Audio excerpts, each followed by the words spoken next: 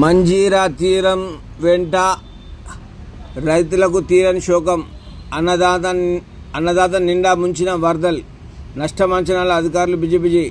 మంజీరా గలగలతో పచ్చని పంట పొలాలకు నిలయమైన మంజీరా తీరం అతివృష్టితో ఉప్పొంగింది. తీరం వెంట అన్నదాతకు తీవ్ర శోకాన్ని మిగిల్చింది. అంచనాలకు మించి వరద ప్రవహించడంతో పచ్చని పంటలకు పొట్టన పెట్టుకుంది. సాంప్రదాయంగా ఉన్న సింగూర్ ప్రాజెక్టు వద్ద ఏర్పడిన సమస్యతో మంజీరా తీరం అధిక వరదలతో ముంచెత్తింది. ఇటీవల కురిసిన భారీ వర్షాలకు మెదక్ జిల్లాలో తీవ్ర నష్టం వాటిల్లింది. ఈ ఏడు వానాకాలం సీజన్తో వరదలు ముందస్తుగా రావడంతో చాలా ప్రాంతాల్లో వరి నాట్లు ముందుగానే వేశారు. పచ్చని పంట పొలాలతో ప్రశాంతంగా ఉన్న జిల్లాపై వరుణ ఉగ్రరూపం పడింది. అధిక వర్షాలతో నదులన్నీ ఉప్పొంగి ప్రవహించాయి. సింగూర్ ప్రాజెక్టు వద్ద సమస్య ఏర్పడంతో కర్ణాటక నుంచి వస్తున్న వరద ప్రవాహాన్ని ప్రాజెక్టు అధికారులు మంజీరా నదిని వెంట దిగువనే వదిలేస్తూనే ఉన్నారు. మరోవైపు భారీ వర్షాలతో పసుపులేరువాగు, గజ్వేల్, తూప్రాన్ ప్రాంతంలో ఉధృతంగా ప్రవహిస్తూ మెదక్ జిల్లాలోకి ప్రవేశించింది. కామారెడ్డి జిల్లాలో కురిసిన భారీ వర్షాలకు వరదలంతా మెదక్ జిల్లాలోకి రావడంతో మెదక్ జిల్లా మంజీరా పరివాహక ప్రాంతమంతా వరదలతో సతమతమైంది.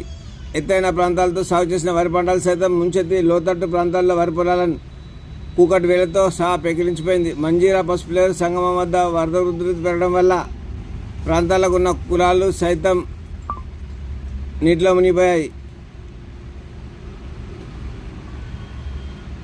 వీటికి తోడు పోచారం ప్రాజెక్టు నుండి భారీ వరద రావడంతో కామారెడ్డి జిల్లా నుండి వచ్చిన వరద మంజీరా నదిలో ఒక్కసారి చేయడంతో నీళ్ళని కమ్ముకుపోయి నది ఒడ్డున ఉన్న పొలాలన్నింటినీ నీట ముంచెత్తింది.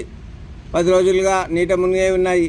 10 రోజుల అనంతరం నది ప్రవాహం తగ్గడంతో పొలాలు తేలినప్పటికీ అప్పటికి జరగాల్సిన నష్టం జరిగిపోయింది. వరి పంట అంతా కుళ్ళిపోయింది.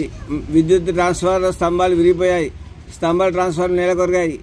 జిల్లాలోని పాపన్నపేట మండలం, పెద్దశంకరంపేట, హవేలి, గన్పూర్, మెదక్ మండల పరిసర ప్రాంతాలు, నదీ పరివాహక ప్రాంతాలు తీవ్ర నష్టాన్ని చవిచూడాల్సి వచ్చింది. ఈ ప్రవాహానికి చెరువులు గండిపడ్డాయి, అలుగులు కొట్టుకుపోయాయి. జిల్లాలో సుమారు 400 ఎకరాల పంట నష్టపోయినట్లు తెలుస్తుంది.